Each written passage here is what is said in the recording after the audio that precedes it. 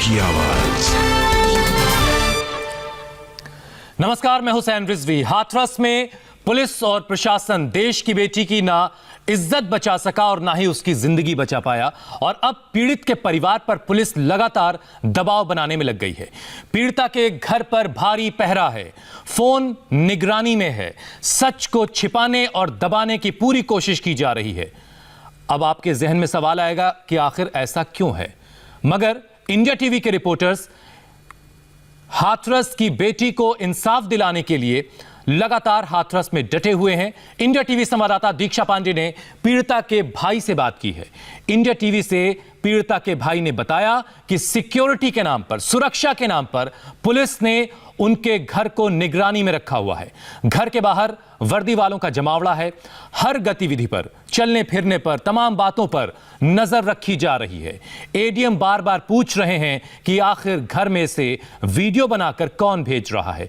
भाई ने परिवार के फोन रिकॉर्ड होने की बात भी की आशंका भी जाहिर की है। सुनिए, हाथरस में यूपी पुलिस कैसे सच को दबाने और छिपाने की कोशिश में लगी है। क्या आप लोगों पर, परिवार पर निगरानी रखी जा रही है? फोन चेक हो रहा हो या? मैम, फोन तो हम चेक कैसे भी नहीं करने देंगे इन लोगों को, बट ये है कि निगरानी बहुत तगड़ी रखी जा रही है। सुबह 6 बजे से पुलिस घर में घुस के आ जाती है, मेन गेट पे खड़ी हो जाती है, बाहर दरवाजे पे खड़े हुए हैं, छत पे आके बैठ जाते हैं। ये निगरानी नहीं है तो और क्या है? ये तो कि हमारी के लिए, मगर सिक्योरिटी तो हम घर के आसपास रहो ना, घर में घुसने की क्या जरूरत है इनको? अच्छा, पुलिस जो है वो घर के अंदर भी आ जा रही है आपकी? जी मैम, सुबह से 10 बार को अंदर आएगी, बाहर जाएंगी। और ये डीएम तो ऐसा मान लीजिए, एडीएम और डीएम ये लोग तो ऐसा मान लो कि कभी भी आ जाते हैं ऐसे घुस के।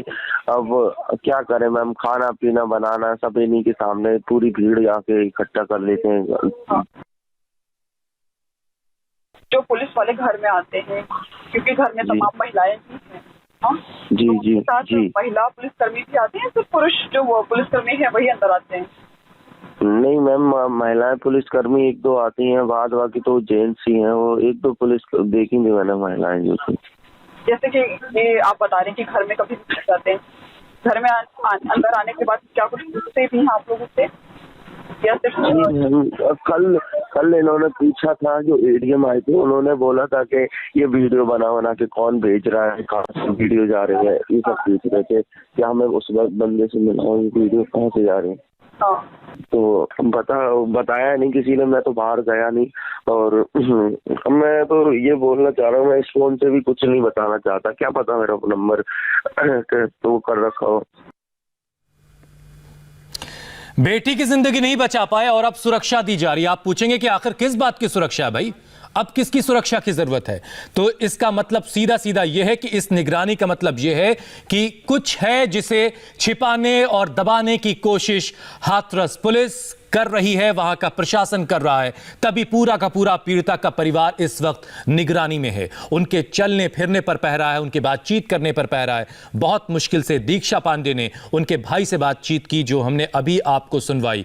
वो इस बात की भी आशंका जाहिर कर रहे थे कि बहुत मुमकिन है कि उनके फोन जो हैं वो टैप किए जा रहे हों। आखिर इस पीड़िता के घर पर इतना पहरा क्यों लगा है? जिस घर पर दुखों का पहाड़ टूट पड़ा है, उन्हें तो अब सांत्वना की जरूरत है, उन्हें हमारे दिलासे की जरूरत है, उन्हें इतने वर्दी वालों की जरूरत नहीं है। आखिर इस सुरक्षा के पीछे की वजह क्या है, वो वजह भी हम आप तक पहुंचाएंगे। लेकिन एक बार फिर से आप सुनिए उस भाई की जुबानी, जो पीड़िता का भाई है, उनका पूरा परिवार इस वक्त किस तरह के हालात से गुजर रहा है। आपको ये डर है कि आपका नंबर हो सकता है कि वो ट्रेस कर रहे हैं? कॉल जी मतलब परिवार में कुल मिला के एक तरीके का मानसिक दबाव जो महसूस हो रहा है? मैम पूरा दबाव रखा है। और ये जो एडीजी साहब हैं हमारे उत्तर प्रदेश के, वो ये बोल रहे हैं रेप की पुष्टि नहीं हुई है। मेरे पास कुछ ऐसी एक सबूत है कि कुछ थोड़ा बहुत पता चल सकता है उससे, मगर मैं ऐसे ओपनली बता नहीं सकता अभी, क्योंकि जब तक कोई वकील वगैरह हमारे पास ना आए, सिर्फ उन्हीं को बता सकता हूँ पहले तो मैं। क्या पता अगर बता दिया और आपको विश्वास हो, आप विश्वास कर सकते हैं, तो आप जानकारी थोड़ी बहुत शेयर कर सकते हैं? मैं बता तो रहा हूँ, मेरा कॉल ट्रांसफर कर रखा होगा, कोई पता नहीं है, रिकॉर्डिंग चल रही हो कहीं और तो। अच्छा ठीक है, जो कि आपकी सुरक्षा के लिए भी ठीक नहीं है, मैं आपको ज्यादा दबाव नहीं डालूंगी। हाँ हाँ हाँ, हाँ। मगर ये जो एक दो दवाइयाँ थी उनके बारे में मुझे पता है, मैंने काफी लोगों से पता किया कि वो नॉर्मल दवाइयाँ नहीं दी जाती है। हाँ, ये किस अस्पताल की बात है? आप किस अस्पताल की बात कर रहे हैं? क्या जो पीड़िता थी उनको सही दवाइयाँ नहीं दी गई? मैं बता दूंगा आपको जब मैं पूरा कंफर्म कर लूँ, क्योंकि वो पर्चा ना हमें नहीं दिया गया, वो अस्पताल वालों को ही दिया, वो जो अस्पताल में स्टोर था उन्हीं को दिया गया। तो जिन्हें अब सहारे की जरूरत है उन्हें अब डराया और धमकाया जा रहा। हमारे संवाददाता आनंद प्रकाश पांडे इस वक्त हमारे साथ सीधे हाथरस से जुड़ चुके हैं। आनंद, अभी हमने दीक्षा की बातचीत सुनी जो उनके भाई से, पीड़िता के भाई से वो कर रही थी। आप खासतौर से अभी कहां तक पहुंच पा रहे हैं? पीड़िता के घर के चारों तरफ कितना बड़ा दायरा है जो इस वक्त पुलिस की निगरानी में है, और आप लोग कहां तक पहुंच पा रहे हैं? जी देखिए, अभी हम जो पीड़िता का गांव है उससे 2 किलोमीटर पहले हैं। पुलिस ने बैरिकेड लगाकर रोक दिया है। पुलिस जो है वो मीडिया को अंदर जाने नहीं दे रही है, जबकि पीड़ित जो परिवार है वो चाहता है कि मीडिया को अपनी बात कहे।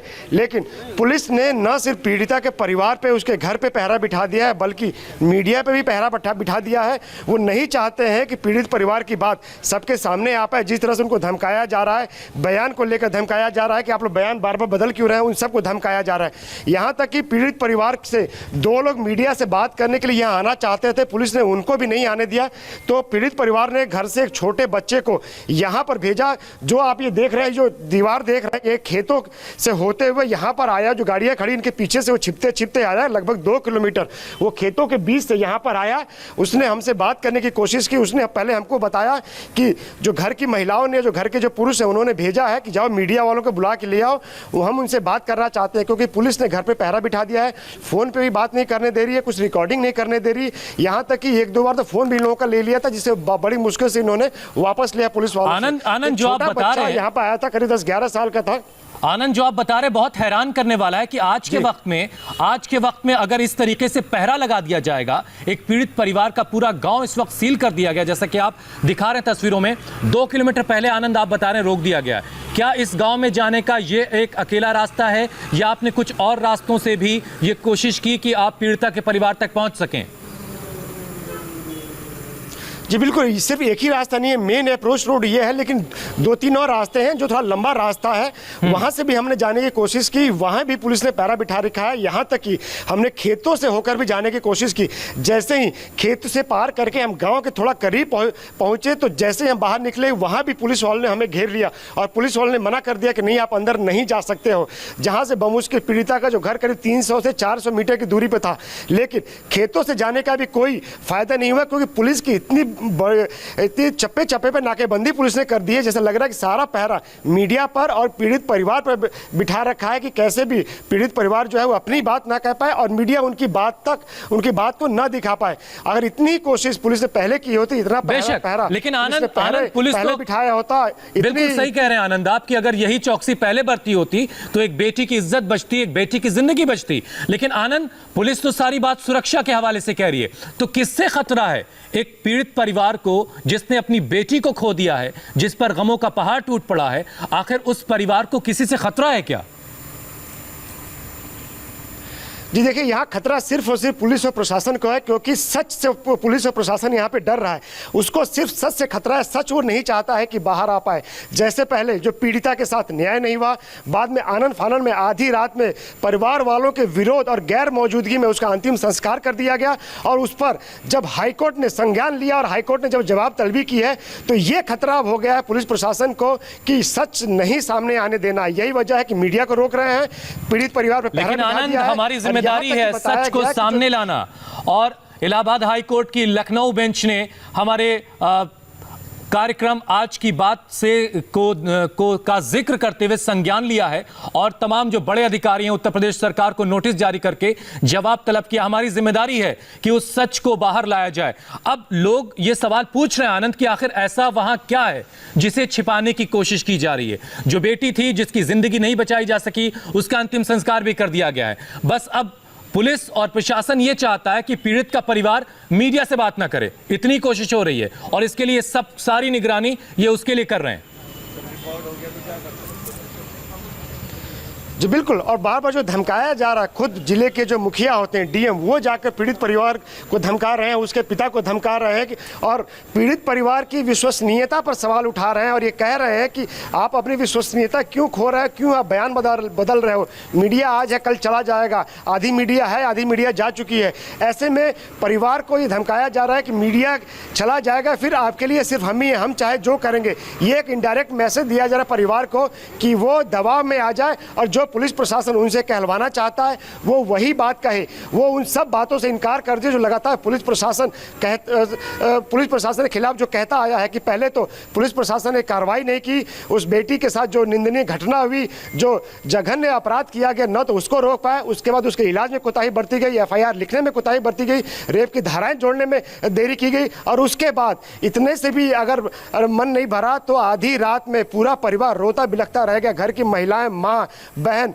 एम्बुलेंस के आगे आगे कि हमें एक बार अपनी बेटी का चेहरा आखिरी बार देखने दो। ये तब उनको चेहरा तक देखना नसीब नहीं हुआ अपनी बेटी का, अपनी गुड़िया का, और आनंद फानन में आधी रात में परिवार वालों की गैर मौजूदगी में और परिवार वालों के विरोध के बावजूद उसका अंतिम संस्कार कर दिया गया। तो ये तमाम जो सच्चाई है जिससे पुलिस प्रशासन को खतरा है और यही वजह है कि बार बार पीड़ित परिवार को धमकाया जा रहा है, उनके फोन ले लिए जा रहे हैं, छत पर पुलिस वाले बैठे हुए हैं, जो पीड़िता है उसके घर की छत पर पुलिस वाले बैठे हुए हैं। बहुत हैरान करने वाला है, लेकिन यही सच है। लेकिन सच को सामने लाना और सच को दर्शकों तक पहुंचाना, देश तक पहुंचाना हमारी जिम्मेदारी। दीक्षा पांडे इस वक्त हमारे साथ सीधे जुड़ चुकी हैं। दीक्षा ने पीड़िता के भाई से बात की थी। दीक्षा, हमने आपकी बातचीत जो भाई से हुई पीड़िता के, वो हमने दर्शकों को दिखाई है, सुनाई है। कुछ और बातें जो इसमें नहीं और हम दिखा सके, कुछ और जो आपकी बातचीत हुई उनके परिवार से, वो जरा आप और बताइए डिटेल में।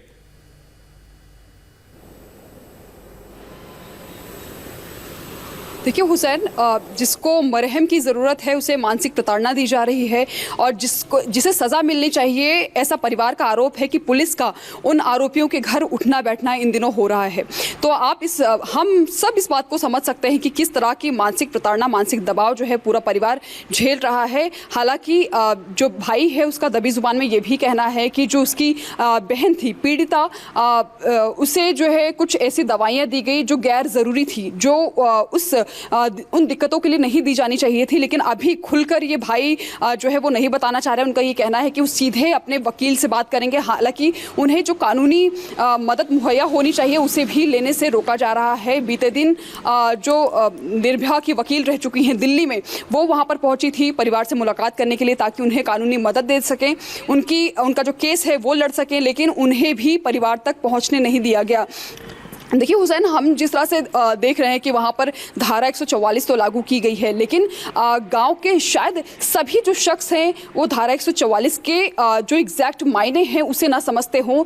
तो उनकी नज़र में बस यही है कि ज़्यादा भीड़ नहीं इकट्ठी करनी है। लेकिन जो वहाँ पर अधिकारी पहुँचे हुए थे, जो ये कह रहे थे कि यहाँ पर मीडिया नहीं आ रही है, तो कहीं ना कहीं एक गलत संदेश जो है तोड़ मरोड़ कर पेश करने की कोशिश की जा रही है, क्योंकि मीडिया वहाँ पर तो धारा 144 लागू होने की वजह से छोटा सा ब्रेक लेना है, उसके बाद मैं आपके पास लौट के आऊंगा और ये भी समझूंगा कि आप इस वक्त गांव के किस रास्ते पर हैं। आनंद प्रकाश पांडे जहां खड़े थे वहां पर भी जबरदस्त पहरा दिखाई दे रहा, आप जहां हैं वहां भी अगर पहरा है तो गांव में दाखिल होने के जितने रास्ते हैं उन तमाम जगहों पर पहरा है। एक छोटा सा हम ब्रेक लेंगे, ब्रेक के बाद आपको लखनऊ की भी तस्वीर दिखाएंगे जहां समाजवादी पार्टी इस मुद्दे को लेकर के हंगामा कर रही, वो भी तस्वीर आपको दिखाएंगे। ब्रेक फौरन लौट रहे हैं।